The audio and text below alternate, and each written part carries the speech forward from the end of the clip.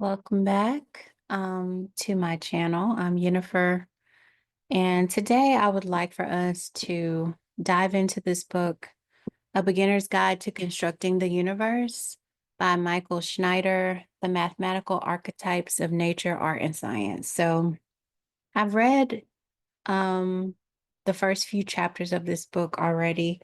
I started, I guess it was last year. After Terrence Howard really blew up on the internet. Funny thing is, I had mentioned him in my podcast, the Fifth Iteration podcast, right before that happened. So if you haven't checked out the episodes over there, make sure you do that because sometimes I speak on things before you will see them manifest and come about. That's happened a couple of times now. So we're going to read this book. I really, really like it because it helps us begin to see numbers as having qualities and not just be something that we use to count with, something that we use to quantify things, but actually numbers have qualities. And the symbols that were chosen to represent the numbers have meaning. So now every time you look at a number, you're going to see more than just what you have been seeing. So let's start. Here is the table of contents, just so you can see where we're going. And if you just take a glimpse here, notice that you do not see the words 1, 2, 3, 4, and so on. You see other things, okay? Um, I think it might do us justice to read the introductory inclusions instead of just skipping straight to chapter 1. I have tendency to do that. So let's read what it says. A universal beauty shows its face. Let's start over. A universal beauty shows its face. The invisible, deep fraught significances. Here, sheltered behind form's insensible screen, uncovered to him their deathless harmony, and the key to the wonder book of common things. In their uniting law stood up revealed the multiple measures of the uplifting force, the lines of the world geometers, technique, geometers, technique, the enchantments that uphold the cosmic web, and the magic underlying simple shapes. Wow. So that was written by an Indian spiritual guide and poet. Some this by this man Shri, and he was born in 1872. Number is the within of all things. It is said that Pythagoras wrote that, but we might do some research on that because we know about Pythagoras. The earth is rude, silent, incomprehensible at first. Nature is incomprehensible at first. Be not discouraged, keep on. There are divine things well enveloped. I swear to you, there are divine beings more beautiful than words can tell. Walt Whitman. Education is the instruction of the intellect in the laws of nature, under which name I include not merely things and their forces, but men and their ways, and the fashioning of the affections and of the will into an earnest and loving desire to move in harmony with those laws. Thomas Henry Huxley. All right, so that was the epigraph. Let's look at this Geometry and the Quest for Reality by John Mitchell. Sooner or later, there comes a time in life when you start thinking about reality and where to find it. Some people tell you there's no such thing, that the world has nothing permanent in it, and as far as you are concerned, consists merely of your fleeting experiences. Its framework, they say, is the random product of a natural process, meaningless and undirected. Others believe that the world was made by a divine creator who continues to guide its development. This sounds a more interesting idea, but as skeptics point out, every religion and church that upholds it does so by faith alone. If you are naturally faithful and can accept without question the orthodoxy of your particular religion or system of beliefs, you will feel no need to inquire further, and this book will appear superfluous. Superfluous.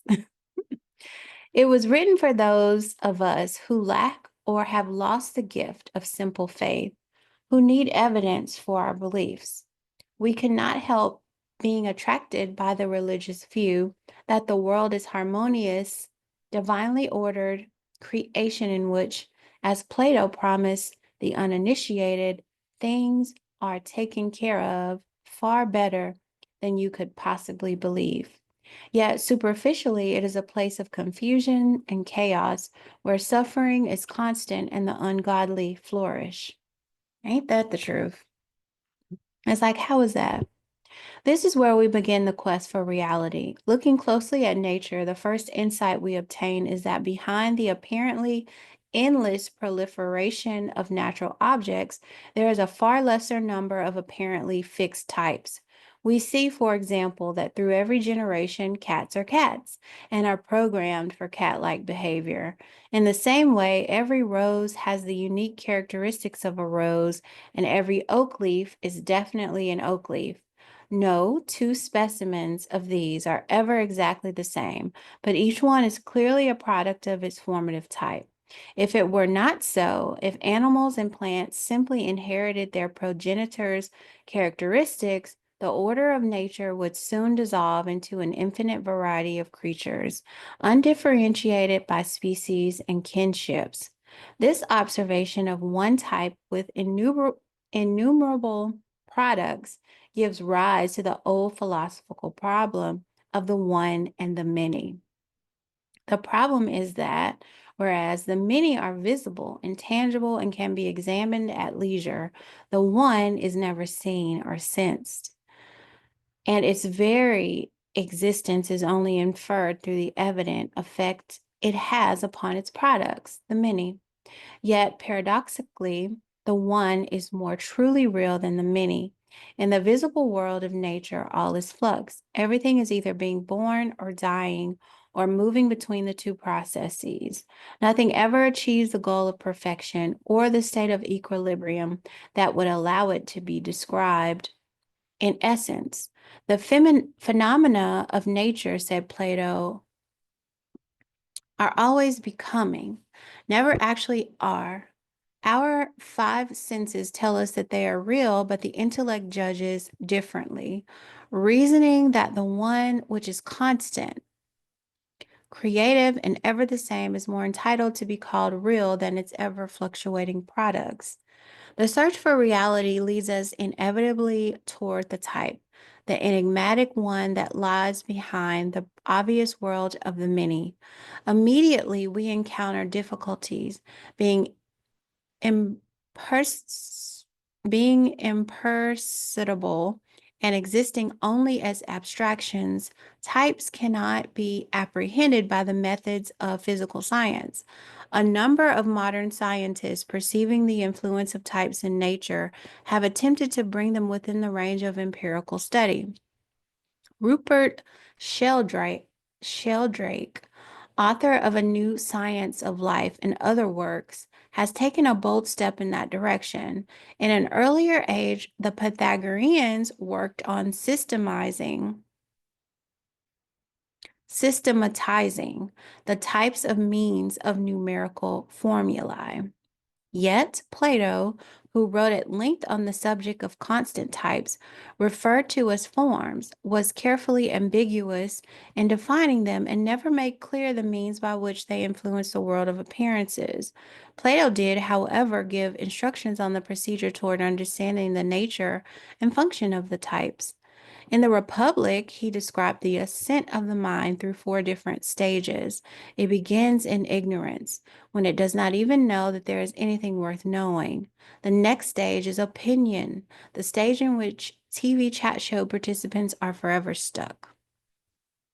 This is divided into two subcategories, right opinion and wrong opinion.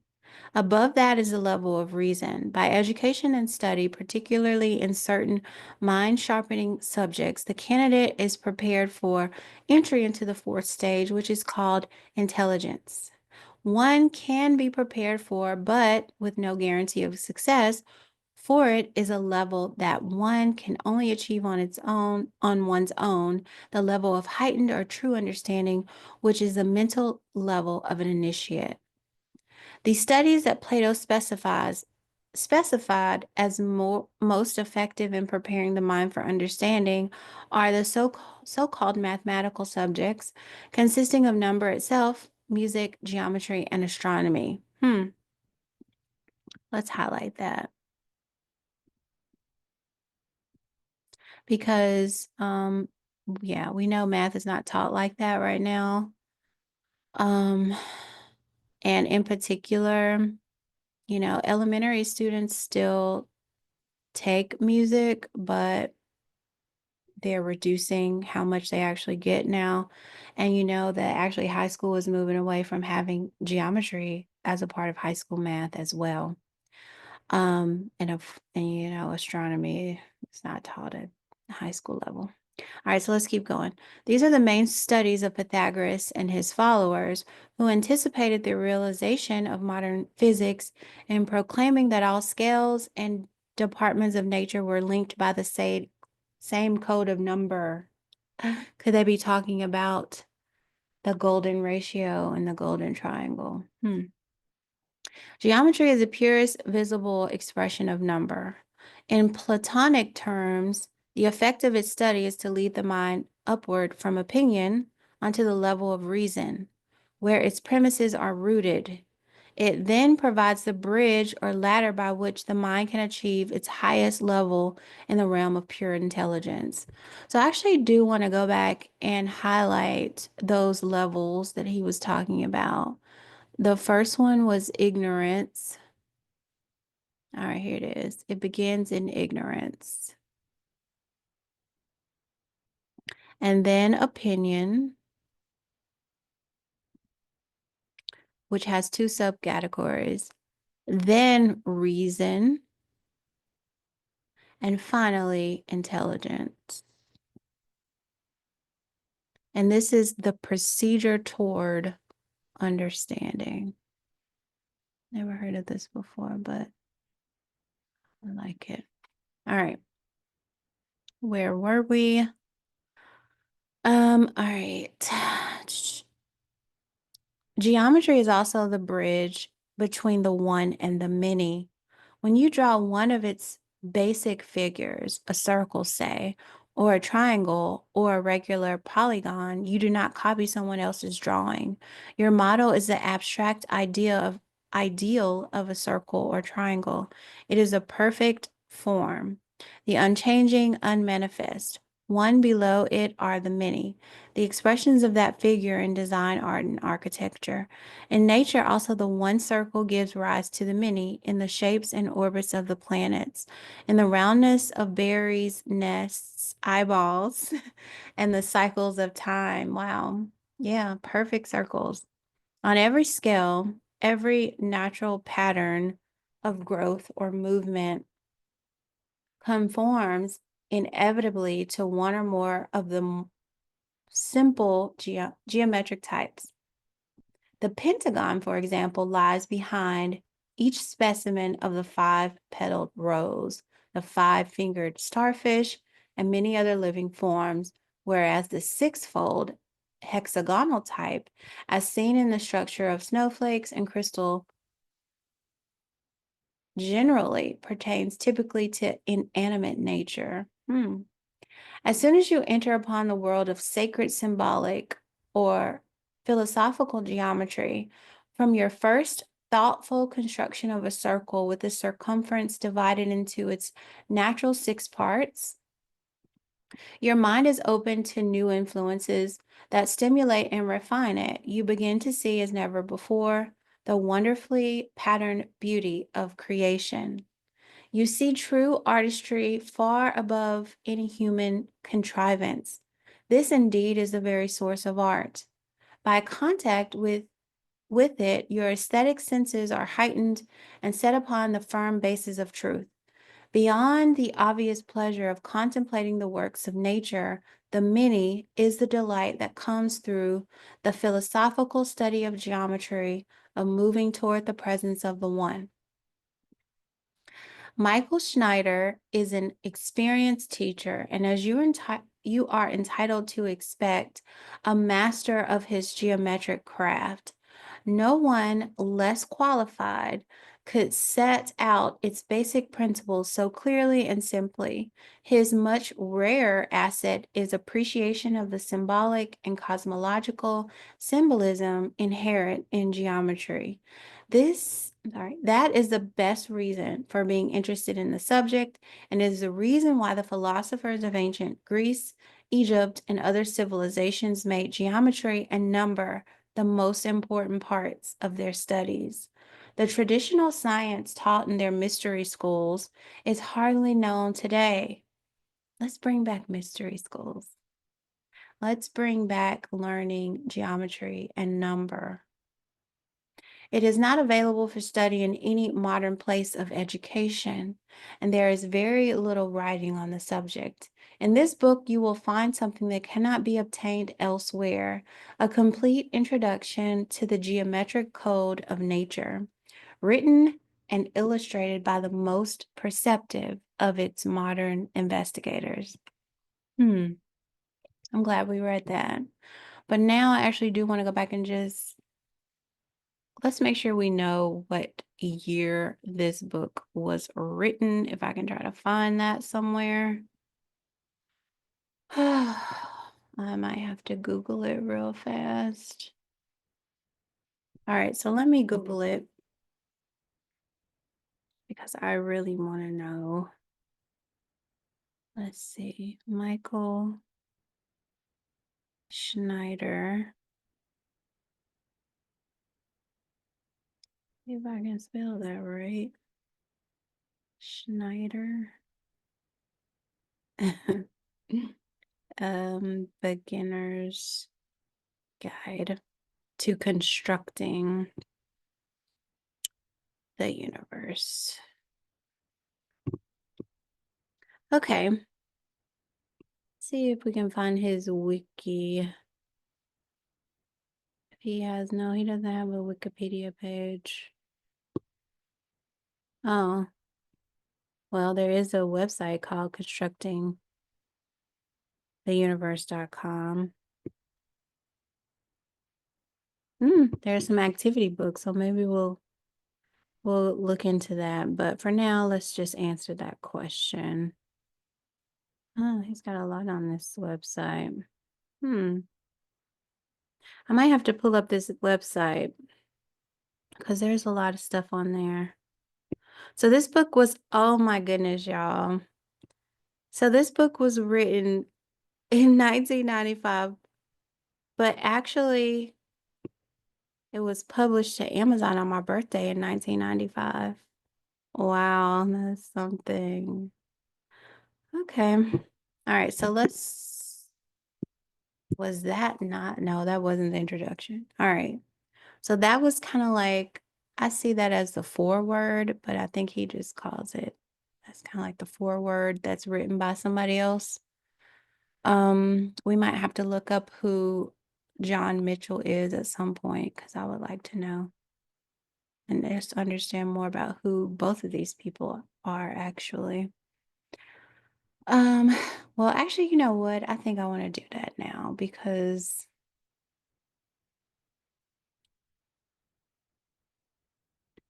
let's do that now.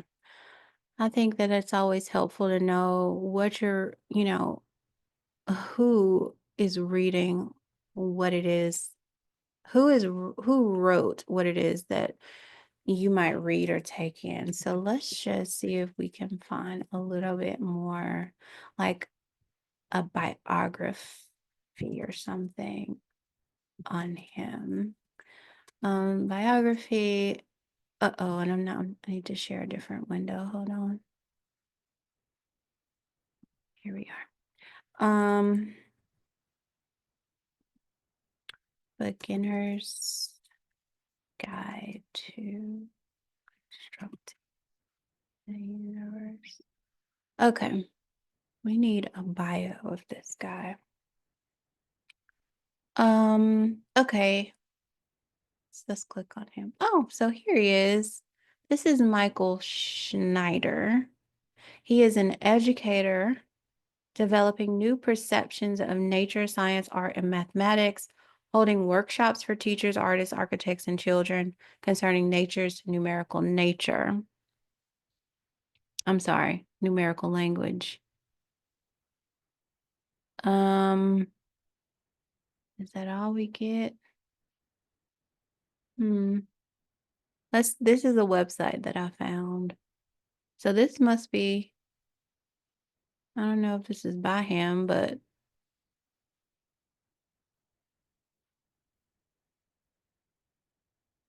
okay, let's look up John Mitchell because okay. So John Mitchell actually has a Wikipedia page. So he was born in 1933, died in 2009, was an English author, esotericist. That's interesting. Who was a prominent figure in the development of pseudo-scientific. I hate when they use that word, pseudo science. I hate when they use pseudo anything. I'm gonna have to put my glasses on because these lights are just really bright. Earth Mysteries Movement. Over the course of his life, he published over 40 books on an array of different subjects, being a proponent of the traditionalist school of esoteric thought. Okay, so he was born in London. Let's see. Earth Mysteries, Ufology, Traditionalism. Now, I wonder, are these books fiction or nonfiction? All right. In the Flying Saucer Vision, I need to know.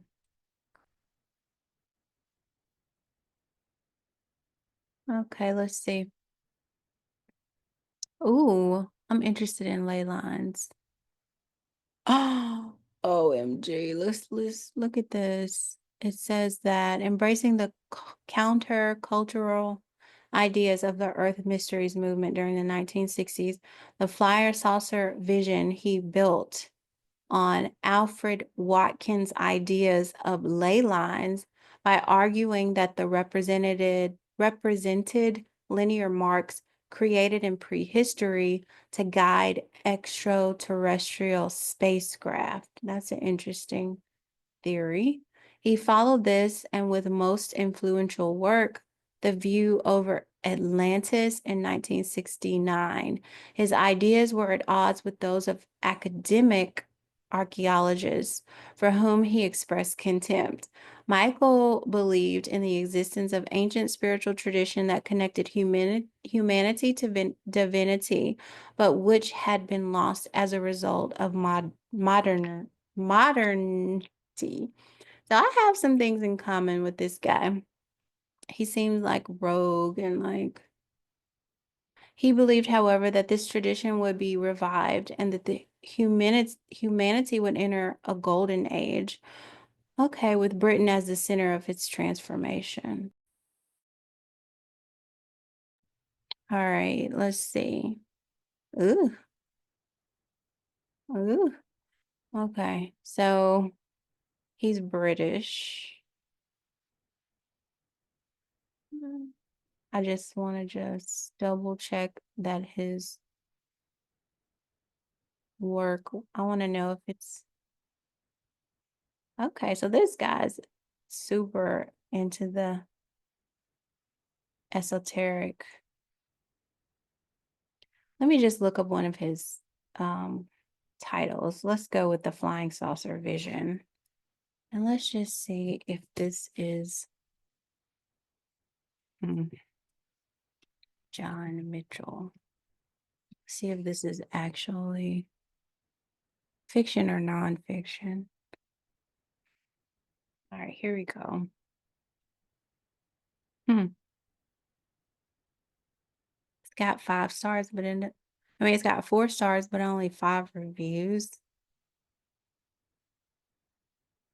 The book that dares to talk about the flying saucer age, another. So it looks like it's nonfiction. Let's look at the reviews. Oof. Mm. What this dedicated has done with this book is cobble together a load of material related to myths and folklore and tied in with UFOs to produce something fitting for 1967 and the drug-addled dawning of the age of Aquarius. Gradually, our minds are being adapted to a point where we will begin to expect and desire a contact with extraterrestrials. When this state is achieved, the next great step in human history will be taken, shaping the new Aquarian age, which we are now entering. They say that there's 5 reviews, but I only see 2. Hmm. Well, that's who John, at least we now know who John Mitchell is. So I feel satisfied enough to keep going. We know who this is, the guy that the author chose to like maybe give his book some credibility, or maybe the author wanted to draw in a particular crowd with this book, those that were interested in the esoteric. So let's start with the introduction. Um, Fanning ancient sparks. The universe may be a mystery, but it's not a secret. Each of us is capable of comprehending much more than we might realize. Y'all might not have been able to see. Oh, okay, let's just keep going. Okay. Each of us, one day I want to have like a whole team, like tech, and be like, yeah, you know how people be on camera, talking to their like team, like Joe, get that for me, Joe. Thank you, Joe. Let's one day I'm gonna have a whole little setup. Okay, anyways. Each of us is capable of comprehending much more than we might realize. A vision of mathematics different from that which we were taught at school holds an accessible key to a nearby world of wonder and beauty. The most incomprehensible thing about the universe is that it is comprehensible. Albert Einstein. In ancient Greece, the advanced students of the philosopher Pythagoras, who were engaged in deep studies of natural science and self-understanding, were called mathematikoi, mathematikoi, mathematikoi, those who studied all. Wow. The word mathema signified learning in general and was the root of the Old English Mathian, to be aware, and the Old German Munthen, to awaken. Today, the word math has, for most people, constricted its scope to emphasize mundane measurement and mere manipulation of quantities. We're unwittingly traded. I'm sorry. We've unwittingly traded wide-ranging vision for narrow expertise. It's a shame that children are exposed to numbers merely as quantities instead of qualities and characters with distinct personalities relating to each other in various patterns. If only they could see numbers and shapes as the ancients did, as symbols of principles available to teach us about the natural structure and processes of the universe and to give us perspective on human nature. Instead, Math education for children demands rote memorization of procedures to get one right answer and pass innumerable skill tests to prove superficial mastery before moving on to the next isolated topic.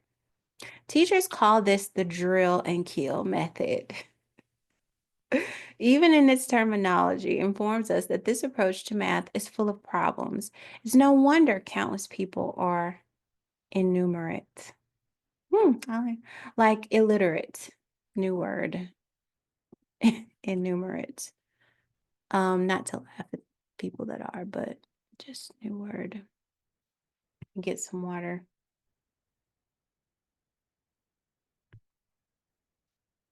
Okay.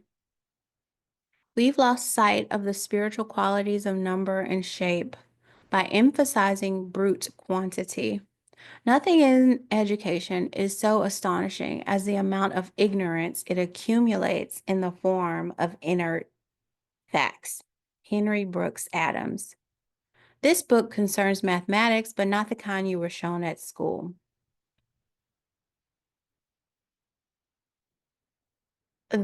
Okay. Bodily exercise, when compulsory, does no harm to the body, but knowledge which is acquired under compulsion obtains no hold on the mind. Wow. Plato. The Roman goddess, Numeria, is said to have assisted in teaching each child to count. We must have had a misunderstanding because I grew up on uneasy terms with the subject of mathematics in school. I'm sure so many can relate.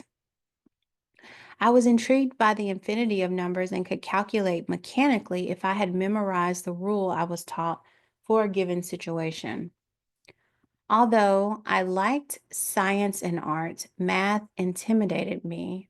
I remember my frustrated tears at age 7 over the concept of subtracting by borrowing from another column when it contained a zero. I didn't like borrowing either. I never liked that process. I dreaded math, its mindless memorization, and its tedious paperwork. Pity the teachers who have to check it. Math was dry and mechanical and had little relevance to my world. If we had looked at numbers to see how they behaved with each other in wonderful patterns, I might have liked math. Had I been shown how numbers and shapes relate to the world of nature, I would have been thrilled. Instead, I was dulled by math anxiety and pop quizzes. Fortunately for me, when I was 16, one of my teachers mentioned that mathematics can be found in nature. A six-sided snowflake is shaped like a bee's cell in quartz crystal. I was stunned to make the connection. How could something as apparently irrelevant as mathematics be related to something as wonderful as nature? The ordinary world opened up to me and spoke the language of number and shape. No longer a foe, the dreaded mathematics became at once a teacher and a tool. Nature wasn't what it was made out to be, an antagonist to fear, conquer, and exploit, but a garden of wonder and a patient teacher worthy of great respect. Wisdom should be treasured as a means of traveling from youth to old age, for it is more lasting than any other possession. Biased of Perrine. Wow, one of the 7 sages of ancient Greece. Over the years, my studies led me to see that a profound understanding of number was prevalent in ancient times, more than is commonly acknowledged and seamlessly wove mathematics, philosophy, art, religion, myth, nature, science, technology, and everyday life. This book is a fanning of some little sparks of philosophy from deep antiquity to introduce the general reader to another view of mathematics, nature, and ourselves that is our heritage and birthright. It requires that we liberate math from its pigeonhole and see it spanning the framework of the most interdisciplinary topic possible, the universe. Plato wrote that all knowledge is already deep within us, so no one can really teach us anything new.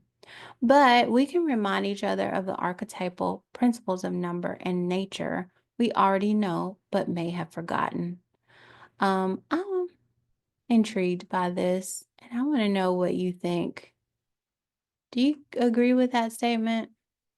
Sometimes when you acquire new knowledge, do you usually feel like deep inside you knew it to you already knew it or you knew it to be true? This book is intended as that reminder to guide you through this world of wisdom, beauty, uplift, and delight, and to remind you of the gentle, wise principles by which the universe is designed. By them, the Greeks' geometry was held in the very highest honor, and none were more illustrious than mathematicians. But we, Romans, have limited the practice of this art to its usefulness in measurement and calculation. Cicero. All right, so three levels of mathematics. Mathematics is whole, but it may be divided into three levels of approach: secular, symbolic, and sacred. So as you can see that I have that highlighted from when I read this part already, but I think that's a good point. Secular mathematics. What is taught in school What is taught in school can be called secular mathematics. Adding the amounts of a store purchase, calculating change, weighing produce, measuring ingredients for a recipe, counting votes, telling time, designing a bookshelf or skyscraper, measuring land boundaries, stock market, economics, calculating tax. We're taught these are the ends of mathematics for non scientists. We train children to be human pocket calculators.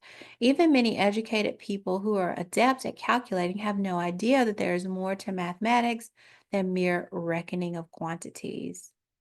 Yes, I was one of these people, finishing college with a degree in engineering, and I did not know any of this. Nature, that universal and public manuscript. Nature, that universal and public manuscript. Sir Thomas Browne. This quantitative approach keeps us dull to the potential wisdom that the familiar counting numbers can teach us. When imaginatively taught to people beginning at an early age, mathematics can delight, inspire, and refine us. It can make us aware of the patterns with which the world and we are made. Instead, math is taught as a servant of commerce without regard for its basis in nature. So I'm highlighting that because that actually speaks back to my video, Math is Spiritual. So if you haven't watched that video on the Mathematics playlist, go and watch that. All right, because we're going to be picking up on that dialogue very soon, but I'm just right now trying to get, folks on board to the larger subject at hand. It is viewed as a distant subject that instills much more anxiety than wonder and inspiration. Mathematics is seen as outside us, to be occasionally called upon rather than woven into the fiber of our existence. All right, so that was secular mathematics. Let's move into symbolic mathematics. Embedded in the very structure of ordinary numbers is another level, which may be called symbolic or philosophical mathematics. It is well known that simple numbers and shapes relate to each other in harmonious recurring patterns. Just notice how floor tiles containing different shapes mesh. Mathematicians and scientists seek and study patterns as clues to a deeper understanding of the universe. What's more symbolic, mathematics recognize numbers and shape patterns as representative of far-reaching principles. They can be guides to a deep cosmic canon of design. Nature itself rests on an internal foundation of archetypal principles symbolized by numbers, shapes, and other Arithmetic and geometric relationships. Nature is written in symbols and signs. Shout out to arithmetic and geometric sequences, a topic in Algebra 1. We actually just recently finished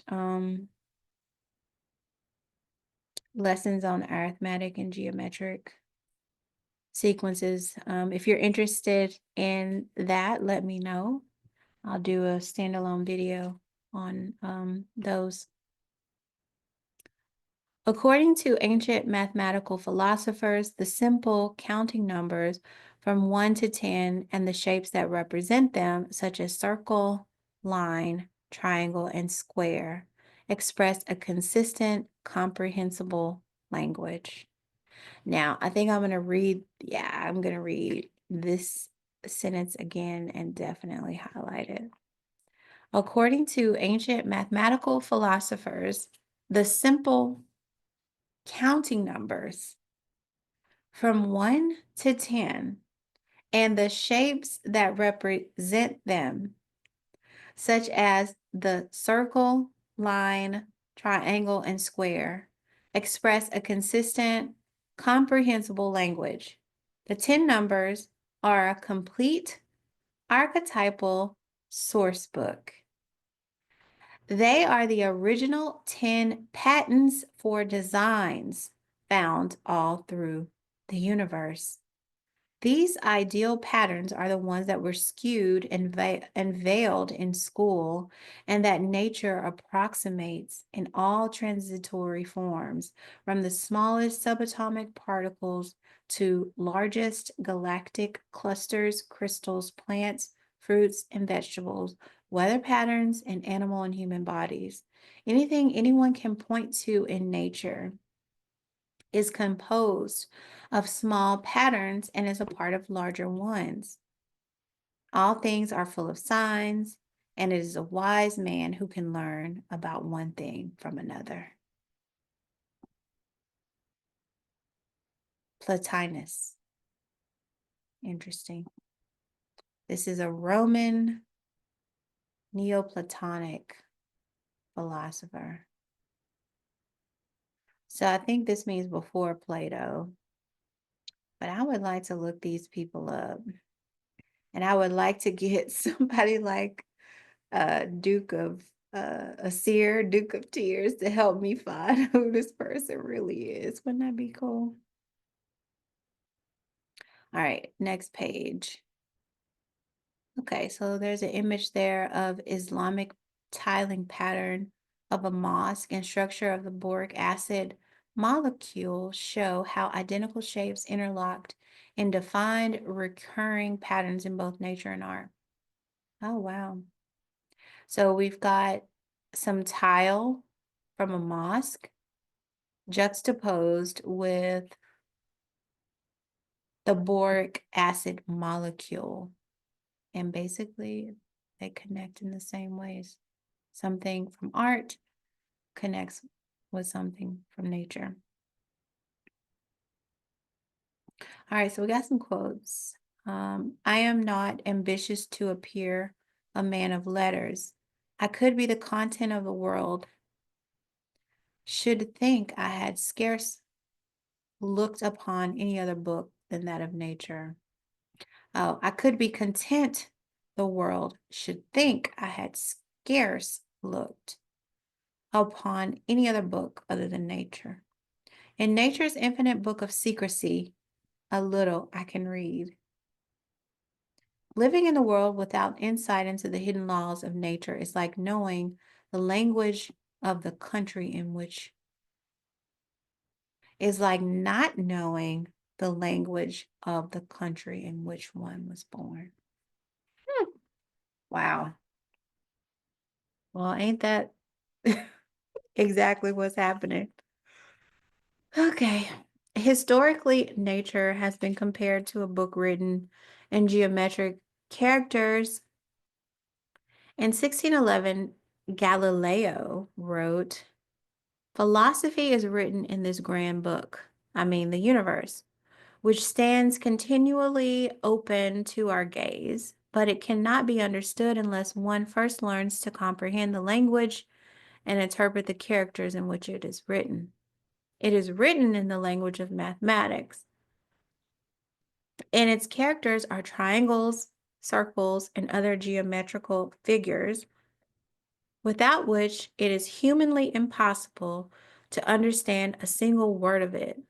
Without this, one is wandering about in a dark labyrinth.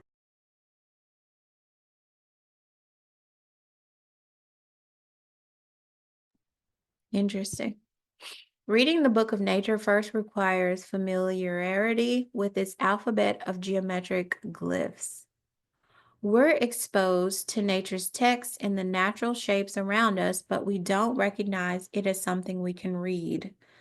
Identifying shapes and patterns and knowing what principles they represent allow us to understand what nature is doing in any given situation and why these principles are applied in human affairs. Why are plates and pipes and planets round?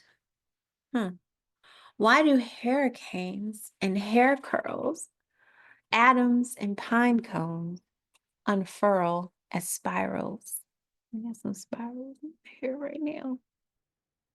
Why didn't school teach us that when we see the same spiral shape in shells, galaxies, and watery whirlpools, we are witnessing the principle of balance through motion? Or that the hexagonal cells of beehives package the maximum space using the least materials, energy, and time? Nature labels everything with a cosmic calligraphy, but we generally don't suspect even the existence of the language. It is an open secret, fully in view, but usually unnoticed. Look like consonants and vowels, like building blocks and growth patterns. Numbers, shapes, and other patterns symbolize omnipresent principles, including wholeness, polarity, structure, balance, cycles, rhythm, and harmony. Each shape represents a different problem-solving strategy in the cosmic economy. To see more deeply into this design alphabet, we must be conversant in nature's native tongue, the language of symbolic mathematics. This book is primarily concerned with symbolic mathematics. So let's actually look up this word, conversant.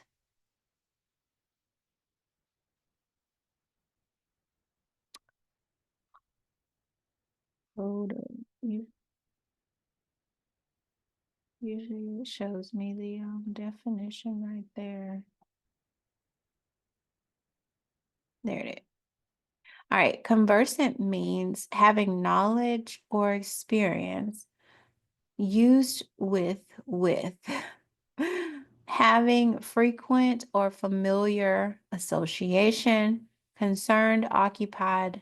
Okay, I see. Having knowledge or experience.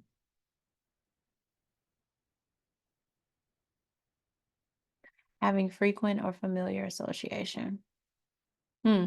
So we basically we must become familiar in nature's native tongue, the language of symbolic mathematics. All right. So yeah, all of that was still within symbolic mathematics. So remember he said there are 3 levels of approaches to math: secular, um, symbolic, and sacred.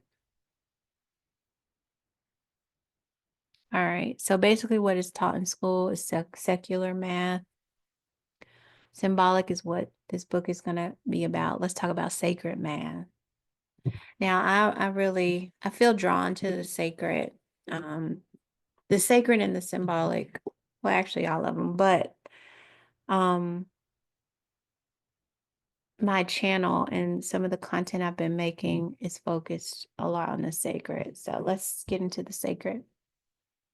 The term sacred sites, sacred geography, sacred architecture, sacred arithmetic, and sacred geometry seem overused today.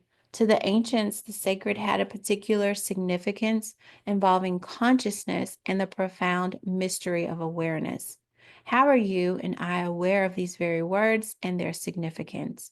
Now that you've read them, these words are no longer just on the page, they're within your awareness. Sacred space is within us, not in our body or brain cells, but in the volume of our consciousness. Wherever we go, we bring the sacred within us to the sacred around us. We consecrate locations and studies by the presence of this awareness, not just the other way around.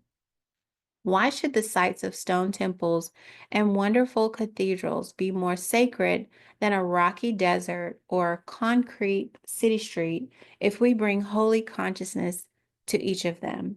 Geographic locations are no more or less sacred than any other, although they may be powerful telluric sites.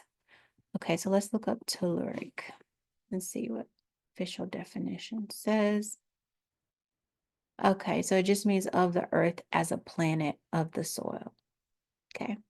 Awareness is the ultimate sacred wonder. Why endow objects outside ourselves as sacred and ignore the same source within us?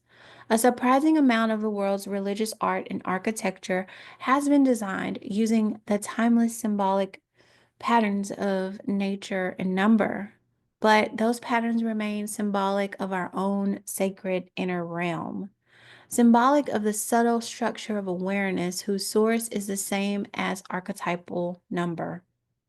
All this was understood in ancient times and deemed so important that it was built into the culture on every level. You amuse me, I said, with your obvious fear that the public will disapprove if the subjects you prescribe don't seem useful. But it is, in fact, no easy matter, but very difficult for people to believe that there is a faculty in the mind of each of us which these studies purify and rekindle after it has been ruined and blinded by their pursuits, though it is more worth preserving than any eye, since it is the only organ by which we perceive the truth. Those who agree with us about this will give your proposals unqualified approval, but those who are quite unaware of it will probably think you are talking nonsense, as they won't see what other benefit it is to be expected from such studies. Plato. I can relate to that. Um, Sometimes teaching math, I feel like that a lot. And in my most recent video that I did on being scared of the unknown, I kind of speak about that. I hope that people can see and understand the significance and the value in considering new things, considering unknown things, and even considering how the variable in algebra actually can show up in our world and help us um, consider how we approach the world, approach things that we don't know about, even consider the way that we think about things. All right, let's keep going. Modern science tells us that what we commonly call reality is a compilation of pictures based on a narrow sense band view of surface features. The world we perceive is a small slice of a vast, mostly invisible energy event. Mathematics can take us beyond our ordinary limits to the cosmic depths. Plato, at his academy, required the study of mathematics as a prerequisite for philosophia,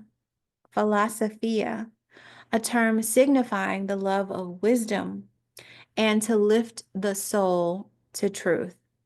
Just over a century earlier, Pythagoras had invented the word philosophy as a result of a question posed to him when asked, "Are you wise?" He is said to have answered, "No, but I am a lover of wisdom." Both Pythagoras and Plato suggested that all citizens learn the properties of the first 10 numbers as a form of moral instruction.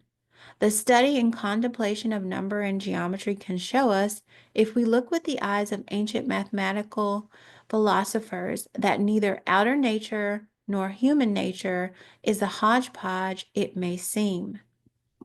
Symbolic mathematics provides a map of our inner psychological and sacred spiritual structure.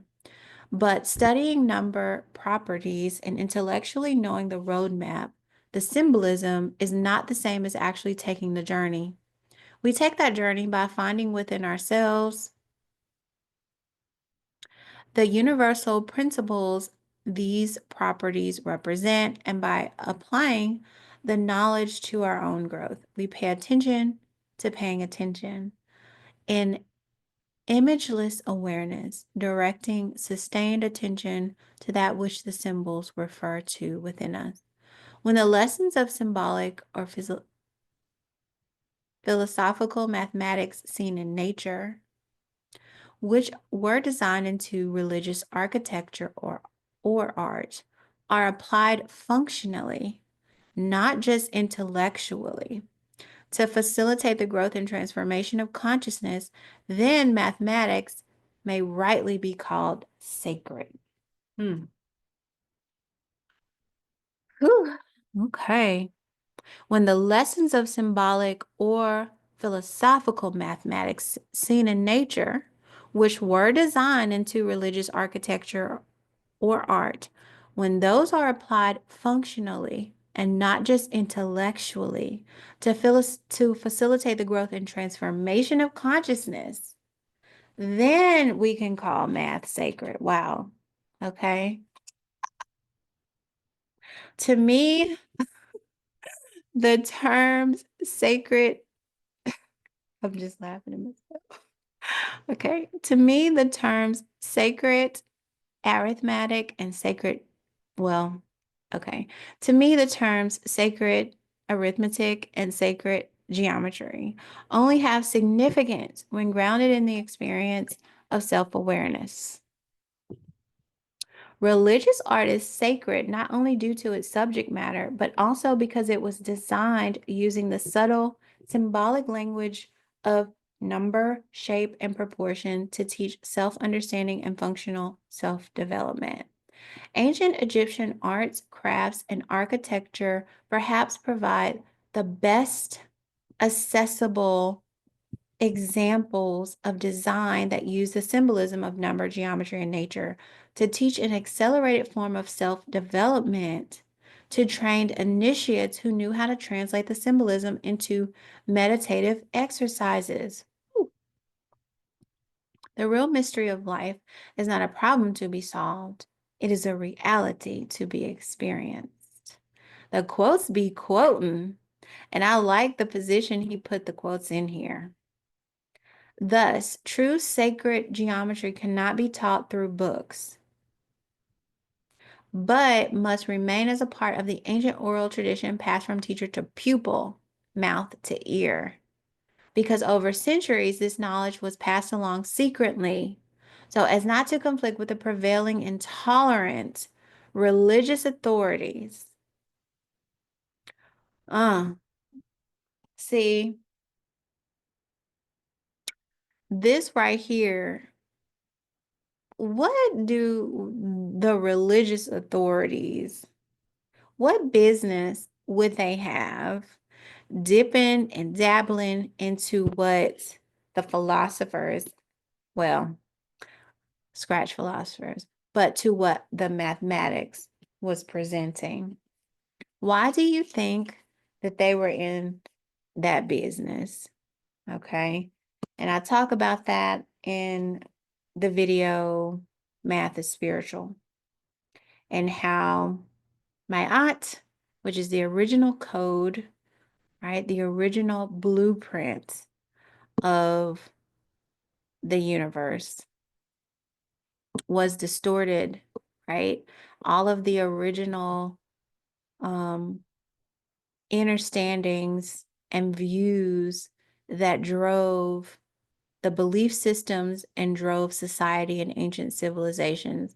All that was torn apart, was plagiarized, was manipulated, was inverted, and basically stripped of the sacredness to just quantities and numbers. So I'll talk about that, but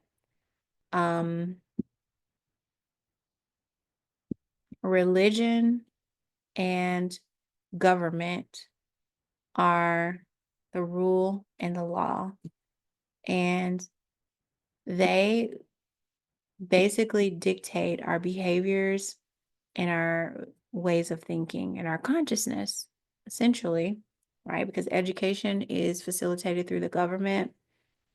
And even though we're educated, religion is a large portion of what governs our behavior and how we think and view the world.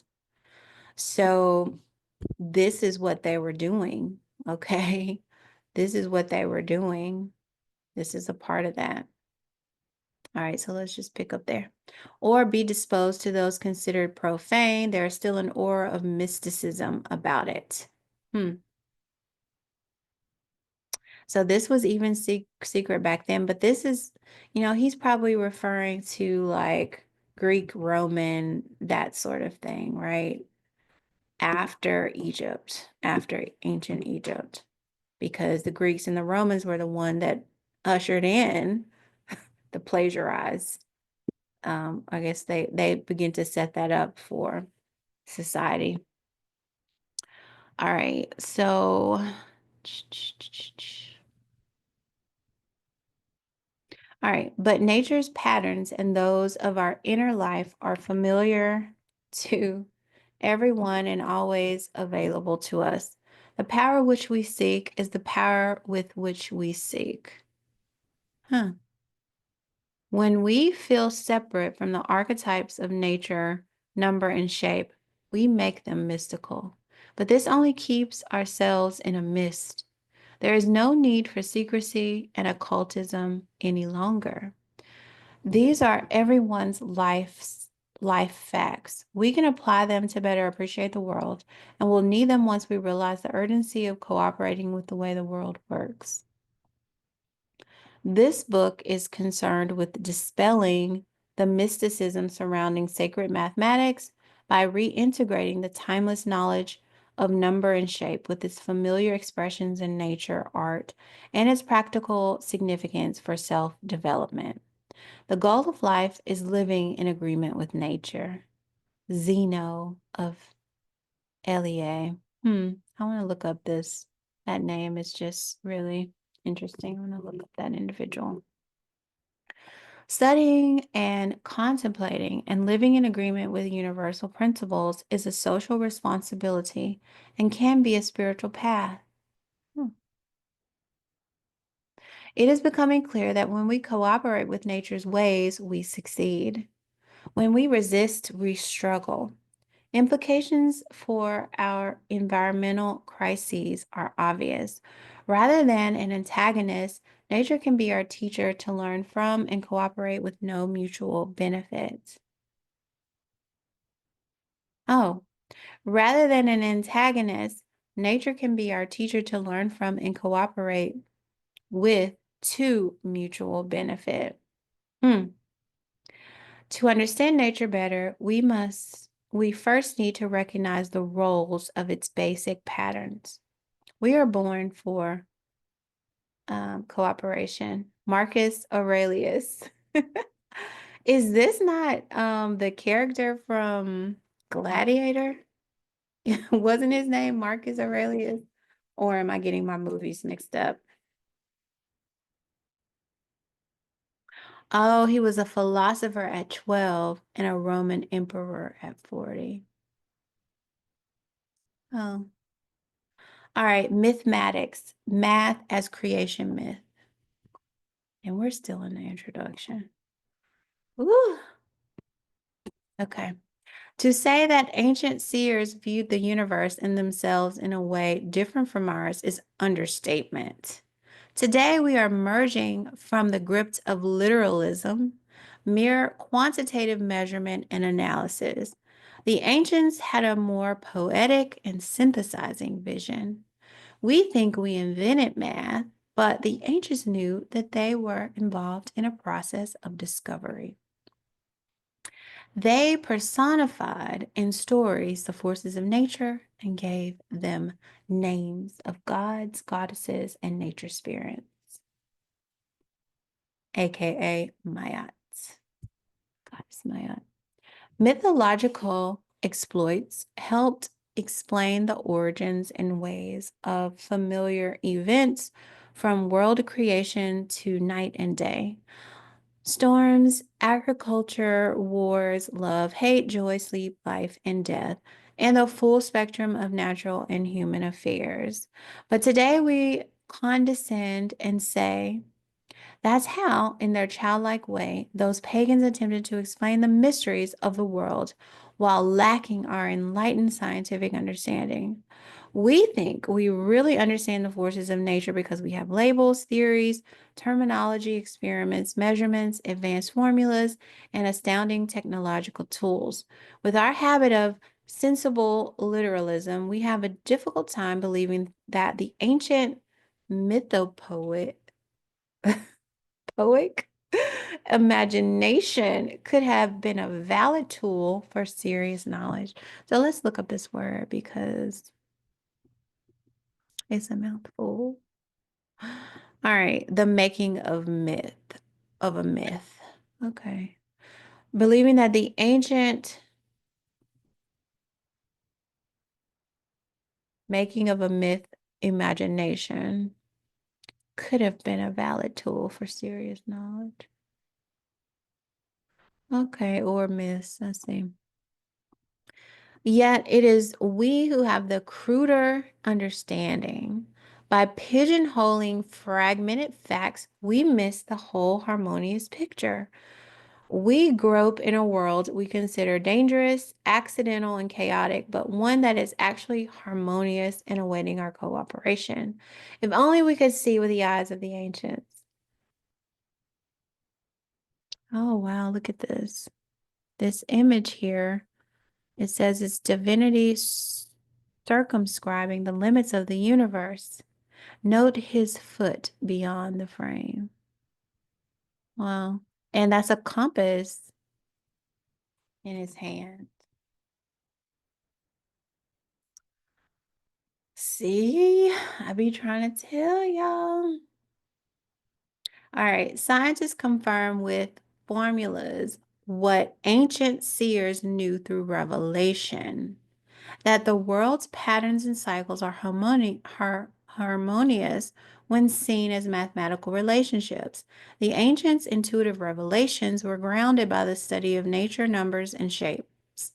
The ancient Greeks were particularly interested in the ways geometric shapes mesh in recurring harmonious patterns. The Greek word harmonia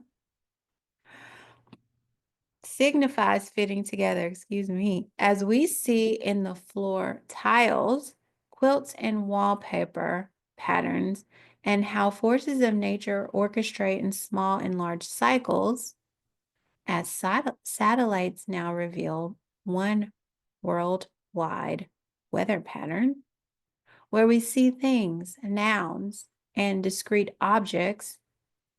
The ancient mathematical philosophers saw processes, verbs, transforming patterns, meshing harmoniously. In truth, the buck never stops. The Hopi language retains its vision, having no nouns. I'm not wearing a shirt, I'm shirting. Likewise, our word cosmos generally refers to outer space, but the word derives from the Greek cosmos, signifying embroidery, which implied not a universe, like a huge room filled with disconnected noun things, but the orderliness and harmony of woven patterns with which the universe is embroidered and moves. Cosmos signify the honorable and right behavior of the whole, the harmonious orchestration of the world's patterns and processes. In this original sense, our word cosmetics refers not to the nouns involved, the lipstick and rouge, but to the process of bringing the elements of the face into harmony. Wow. Wow. So there's another image. The Ancient of Days designing the universe through geometry. By studying the recurring harmonious patterns inherent in mathematics, music, and nature, ancient mathematical philosophers recognized that consistent correspondences occur throughout the universe. The Greeks investigated arithmetic by arranging pebbles in various geometric shapes. Figurate arithmetic, and so uncovered the archetypal patterns and principles inherent in many types of relationships. This study developed over centuries from what we call number magic to become the modern branch of mathematics called number theory. Huh. So it was number magic and became number theory. Through extensive study of patterns and by intuitive revelation, the ancients realized that the structure and patterns of arithmetic and geometry reenact the creating processes found all through nature. In both number and nature, they saw the same divine impress. Strip away all the sensory characteristics of color, texture, tone, taste, and smell from an object, and only number remains as its size, weight, and quantity. Take away the features associated with number, and it's all gone. Ordinary numbers and shapes represent eternal verities in a form made comprehensible to us. I like that. Mathematics is a philosophical language that reveals the Greek archai, the foundation principles of universal design and construction. Numerals, the written symbols of non-tangible numbers, and geometric shapes are the emblems of these archetypal principles. The archetypes are universal in that they are the same to everyone, everywhere, and in every era. Our biggest failure is our failure to see patterns. Marilyn Ferguson. Okay, so wow, look at this. Triangular numbers, square numbers. Oh. And two triangular numbers equal a square number.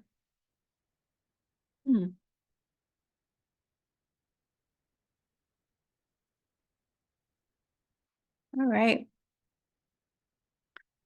Figurate arithmetic. Simple arrangements of pebbles showed ancient mathematicians the patterns inherent in relationship among numbers. For example, any two consecutive triangular numbers, 1, 3, 6, 10, 15, added together always make a square number. It has to be consecutive triangular numbers, though. That means they got to be right next to each other. So 1 plus 3 gives us 4, which is a square. 3 plus 6 gives us 9. 6 plus 10. Okay. Interesting. So they figured all this out just by playing with pebbles and putting them in shapes. Okay. The harmony of the world is made manifest in form and number, and the heart and soul and all the poetry of natural philosophy are embodied in the concept of mathematical beauty. Sir Darcy Wentworth Thompson. Nature's harmonious principles are exhibited through the mathematical relationships. As we learn to read its archetypal language, we discover that the topic of the book of nature is a story, a mythic quest about the process of transformation. This mathematical myth of the creative process, this mathematics is not ancient or new age, but timeless, accessible in every age because it encodes eternal constants available to all. Although the myth's outer form adapts to different cultures, it may be rediscovered in any era by examining simple numbers, basic shapes, and ever-present nature. Thus, people of every historical period can understand the principles of nature's creating process by imaginatively examining the corresponding archetypal relationships inherent in mathematics, personified in mythology and depicted in art and culture. This book is intended as a beginner's guide to the process of recovering that vision. The world harmoniously confused, where order and variety we see, and where, though all things differ, all agree. Alexander Pope. Wow. In the view of philosophical mathematicians, numbers and their associated shapes represent stages in the process of becoming. While integrated in the whole, each has a life of its own and a unique role in the cosmic myth. The archetypes of number and shape were personified in ancient cultures as various gods, goddesses, and world builders. The classic myths elaborated on particular aspects of the universal principles they represented. Their interrelationships and liaisons, which we consider a soap opera, transmitted timeless truths. Through state sanction, as in Egypt, Greece, India, Africa, China, Tibet, Native America, and elsewhere, all aspects of society were organized according to a canon consistent with nature's own structure. The proportions of temples were always designed, situated, and built in accord with the number and shape symbolism representing the temple's deity. Through the process known as gematria, gematria, which associates number values with letters of a carefully constructed alphabet, as in Greek, Hebrew, Arabic, Syriac, and Egyptian, the names, titles, and attributes of deities reveal to those initiated to the code their role in the cosmic constructive process. For example, 7 was known as the number of the Virgin because no number below 7 enters it, divides it, nor does it reproduce another number within the first 10. Through gematria, the Greek letters of the name of the maiden goddess Athena add up to 77, giving us a standard for measuring length, distance. The letters of her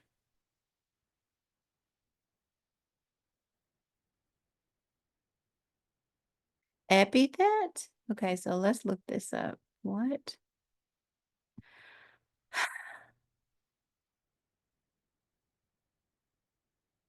Epithet that eats. Epithet. An adjective or descriptive phrase expressing a quality characteristic of the person or thing mentioned. Example, the monarch is often known by the, epithet. Epithet. Epithet. The great. Okay. So it's like, okay. All right. So the letters of, So Athena, so this is saying that Peleus is an epithet epithet of Athena. So this is just something else that she's known by. It's an adjective or descriptive phrase expressing a quality characteristic of the person or thing. All right, so let's see what this means then. Yeah. So one of the names of the unknown, oh, of unknown meaning of Athena. Huh. Okay. So the letters of Peleus. Wait, let me just.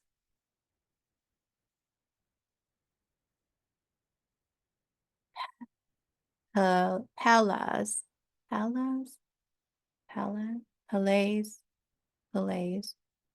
Add to 343. Okay, so the letters of, okay, so this is her, another way of saying her name, and this adds to 343, which equals 7 times 7 times 7, indicating volume. The letters of her appellation, a name or title, a formal, okay? The city fully justifies this. Okay.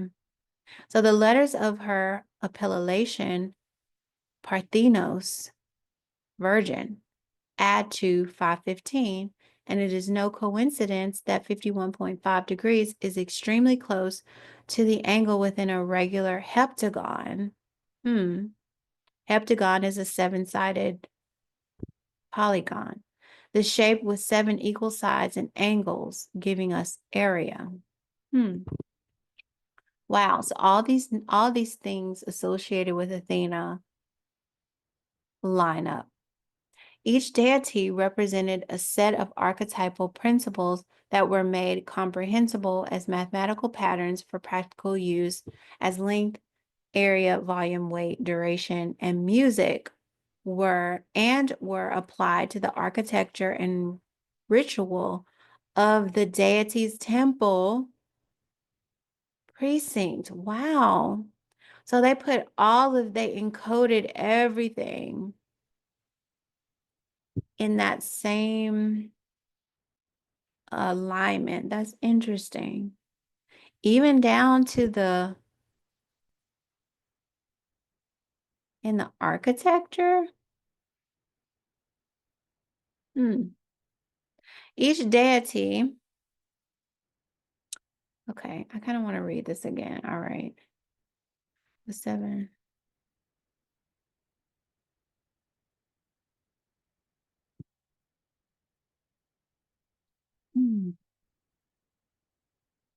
Each deity represented a set of archetypal principles that were made comprehensible. Okay. So the deities represents these principles, and the way that we comprehend those principles is by looking at the mathematical patterns for practical use as length, area, volume, weight, duration, and music were applied to the architectural and ritual, all in that deity's temple, okay? So each deity was responsible for overseeing part of the world's harmonious structure in the same way that his or her mathematical patterns did. Another mythology was consciously integrated with and symbolized by the universal and timeless canon of nature's mathematics. Wow. Let's see how, okay, so we're going to try to finish this chapter. Woo, then we'll be done with chapter 1. I mean, with the introduction. All right. This book makes practical the teachings of the Pythagoreans and others, including Plato, Theon of Smyrna, Iamblichus,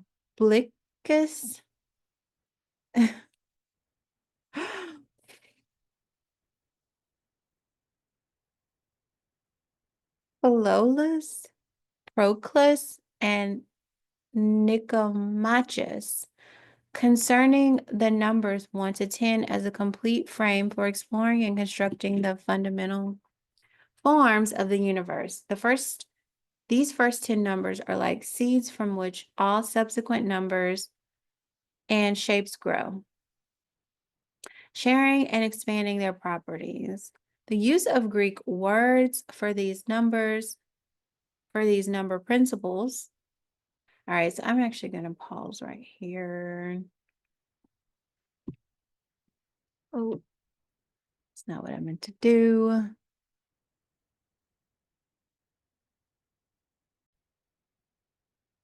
It was getting late, so I decided to turn that light off so that I could actually fall asleep and not have trouble falling asleep. All right, so I was right here. This is important. The use of Greek words for these number principles.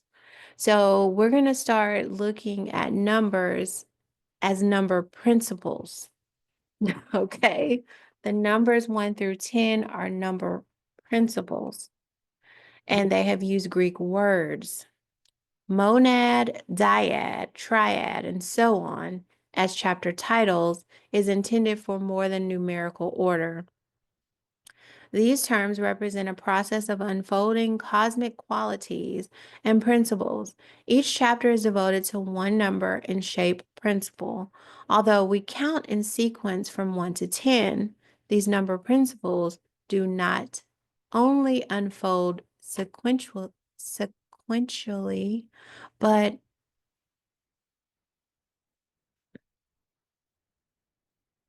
interpenetrate the universe simultaneously in a cosmic symphony. All right, so I butchered that. So let's just look at this word. Interpenetrate. Oh goodness, where did it go?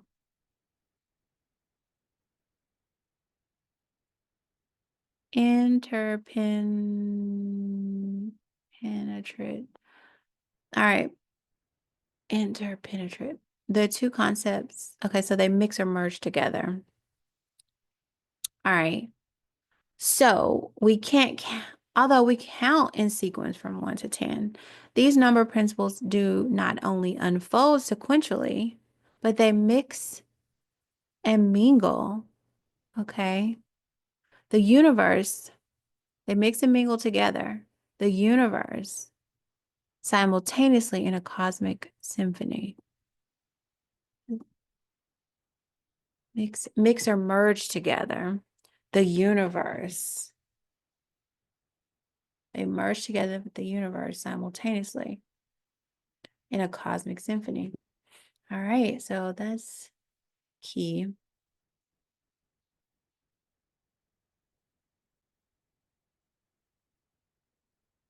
Wow, so this is an interesting quote. This is what he said about numbers, the purest of inventions. The cosmic creating process is deep within us and can emerge through our hands with the help of the three traditional tools of the geometer, the compass, the straight edge, and the pencil. Yo, yo, yo. OMG. So, yes. Wow. So, yeah, I love this sentence. This is how we create. Through the hand is important because our hand has 5 digits. 5 digits. Digits, which is essential for creation. The 5 digits, the hand. We did not have the hand, it would be hard to make and do things, right? And there's purpose in us having 5 digits in particular. We need each of those digits. But I want to get into the because that code that they were talking about is encoded in our body as well. So we'll get into things like 5 digits, us having 5 digits, but also I'm just pointing out that he speaks about these three traditional tools: the compass, the straight edge, and the pencil. And I talk about this in Math is Spiritual, but also, I think I talk about the Masons a little bit um, in that video. But you've ever wondered why the Masons have that G as their symbol, and they've got a compass and they've got a ruler? And it's like, what does math, geometry have to do with the Masons? Yeah, keep studying and it'll all open up and make sense to you. What's really going on? Yeah. All right, so let's keep going. To the ancients, these tools represented three divine attributes that design the patterns of the world.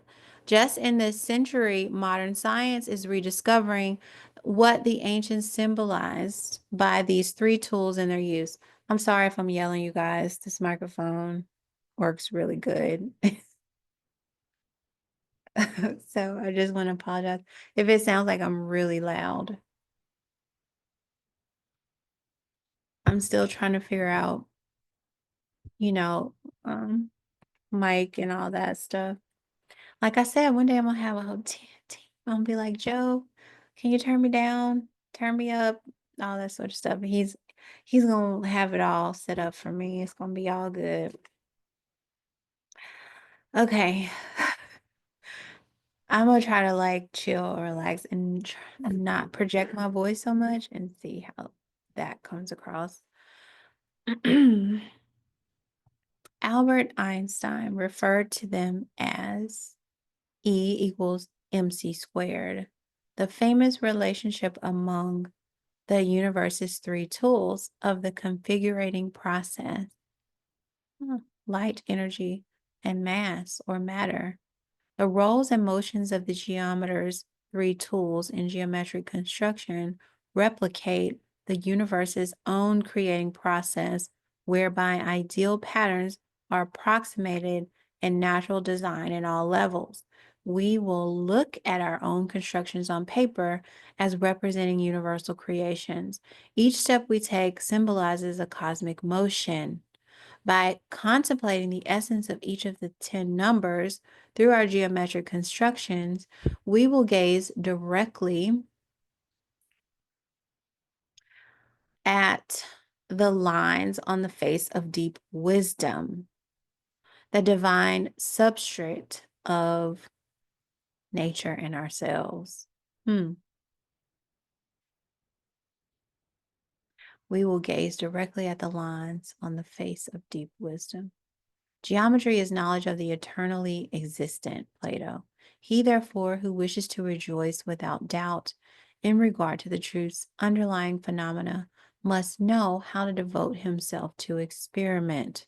Roger Bacon. All right, about this book. The best effect of any book is that it excites the reader to self-activity. Verifying number principles for ourselves is more important than just reading about them.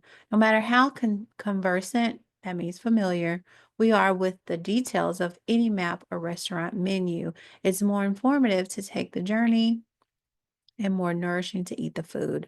We can discover for ourselves, the timelessness of nature's creating process by consciously participating in geometric activities.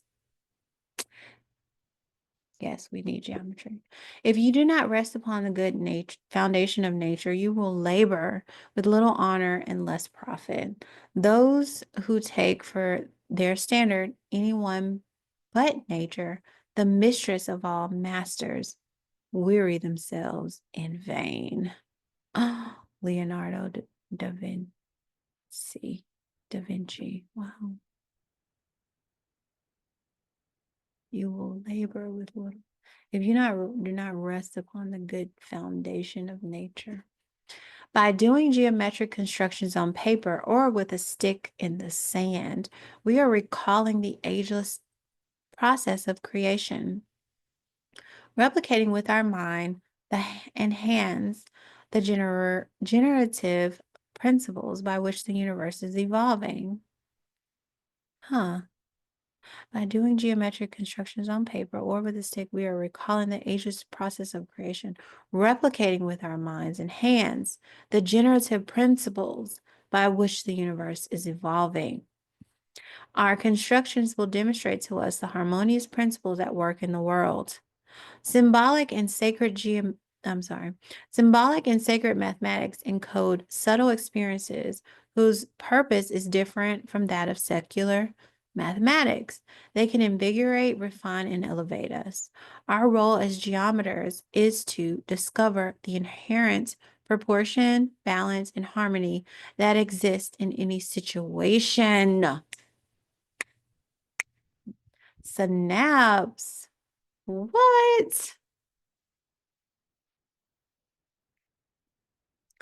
The study and experience of numeric and geometric proportion infuses in us an appreciation of proportion everywhere. Because if there's inherent proportion, balance, and harmony in every situation, right? And when you have an unknown like a variable, right? A variable is something that changes, is something that you may not know the exact value of at any time. But if you walk around with this understanding and you're looking at, let's say, a situation or problem, and you're problem solving, you're trying to figure it out, but there's an unknown there, a variable, you can account for that variable and you can eventually deduce its value and discover what that variable is because you have this conscious awareness that all things have a certain balance to it anyways. So you will be able to figure things out. You will be able to account for things. You will be able to make predictions.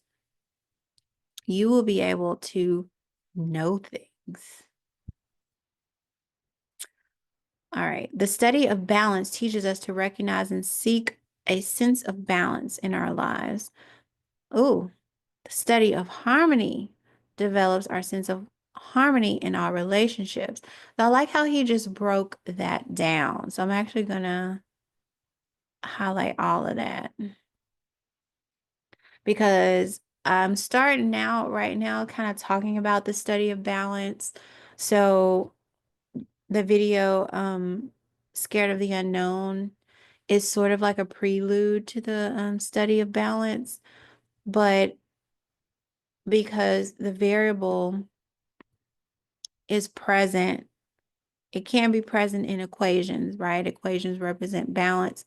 Variables are also first present in terms and expressions. And when you don't have all the information, you kind of just have an expression. But as you explore and build and know, you can expand that expression, right? You can expand that little bit that you have into a more complete whole view where you then you can see the balance of it. You can see what it equates to, which then gives you the power to uncover and discover the unknown, which is the variable. All right, actually to see and work with unity and wholeness in geometry and natural forms, rather than just read about them, can help abolish our false notion of separateness. Wow. From nature and from each other. Wow, that is, yes. Actually, to see and work with unity and wholeness in geometry and natural forms, rather than just read about them, can help abolish our false notion of separateness from nature and from each other.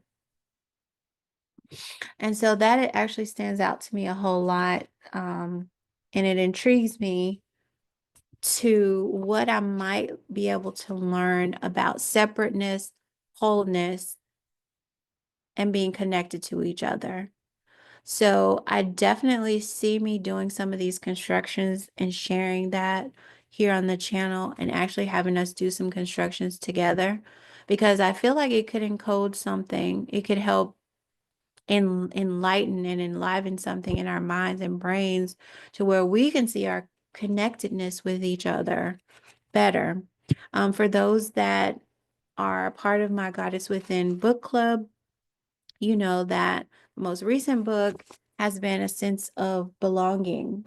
Well, it's called Belonging by Takopa Turner, but the whole concept of this book is, for me, it's hitting the second chakra, right? The work of the second chakra, or the second step of Maslow's hierarchy of needs, and catering to our sense of belonging as human beings. As we walk up the ladder, as we work through the seven gates, as we fulfill our needs and we're on the road to self-actualization, we have to fulfill our sense and our need for belonging, our sense of family, community, and all of that. And so I see that as being a parallel and correspondent to this. Um, Let me know if you're feeling me on this point, but that's very intriguing to me. All right, we're almost done. It is this notion that ultimately fuels competition for the goods of the earth and contributes to environmental crises. The material of this book developed over years of study and through holding public workshops and courses for people of widely varying interests, especially artists, architects, and educators. When my interest in this subject first began, I was sure that someone must have written one book explaining to my satisfaction the relationship between numbers, shapes, nature, science, art, and self. The information seems so fundamental, and people have been around for so many millennia to view it that I was surprised to learn it only exists in books, articles, and fragments written mostly for specialized interests. I couldn't find the one book I was looking for that tied it all together, so I wrote it. It seems that the best approach to show you what I've learned is to take you beyond reading and involve you in the already existing synthesis of geometry, natural science, art, and self-understanding through a hands-on approach. This book is intended to facilitate these studies in such a way as to see ourselves as part of the overall harmony and have the tools to engage in it. I will guide you to see how number and shape symbolism is already familiar to us through popular sayings, fairy tales, myths, and religious ritual, to examine the archetypal principles expressed by simple numbers and shapes, and to let you verify the natural relationships existing among them. You'll do this by following step-by-step instructions for recreating the basic geometric constructions, symbolizing unfolding universal principles. You will use the tools of the geometer's creating process, the compass, straight edge, and pencil to make two-dimensional and three-dimensional models of the principles expressed by the numbers from 1 to 10. Wow. I think it's going to be interesting. That is really going to be interesting to make a three-dimensional model of numbers 1 to 10, to see where and understand why these numerical archetypes precipitate as organic and inorganic forms in nature and are the ones we rely upon in technology and engineering. You will be shown how to apply the geometric constructions to images of familiar natural forms, discovering for yourself the ways nature speaks her geometric language. And I remember the part where he talks about the well, no, he was talking about inanimate, where the 5 showed up, the pentagon, but we'll get there. We'll circle back. To examine examples of art throughout the world that display mathematical design by applying the same geometric constructions to reproductions of art in the book. You will learn to see how archetypal mathematical principles have been purposefully and consistently applied to a surprising degree to art, jewelry, and architecture throughout the world, endowing them with powerful compositional structure, symbolic significance, and intended psychological effects. What? That's going to be interesting to uncover. Intentional, intended psychological effects from these things? Let me find out. A bit manipulated. Oh my goodness. Some examples will show the geometry the artist used. Further examples are left for you to complete and explore based on the geometric constructions you have learned. This is not school, so doodling here at any time is okay, even encouraged. The word doodle signifies absent-minded scrawling and is related to dawdle, wasting time in inconsequential activity.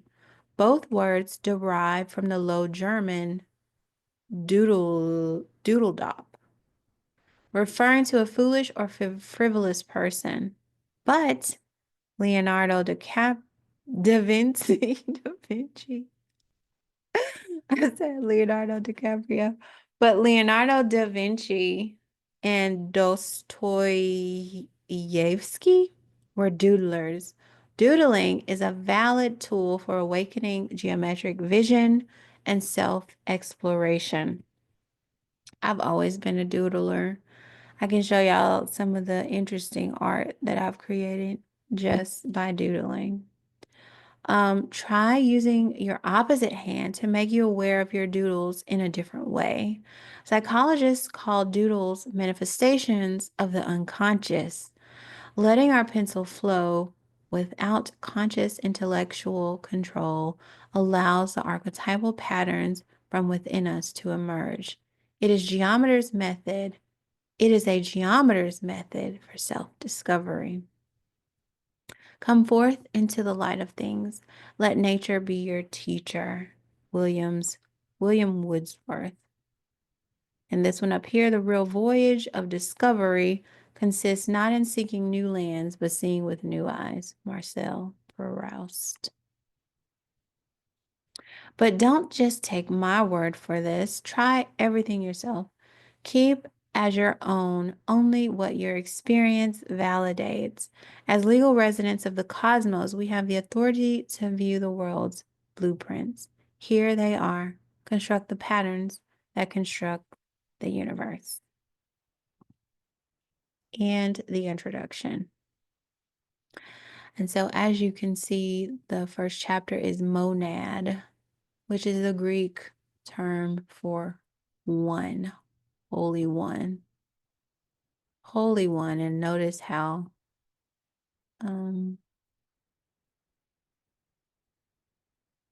yeah, holy, holy, holy, holy, as in religion, holy, holy one. So that was the introduction. I'm definitely going to be stopping here for this session. Please let me know what you think. If you made it this far, drop a circle, a compass, a spiral, some type of mathematical symbol in the chat. And I invite you to grab this book and read along with me. I would love to hear your thoughts and take on all of this. And I will see you next time. Until then, good night.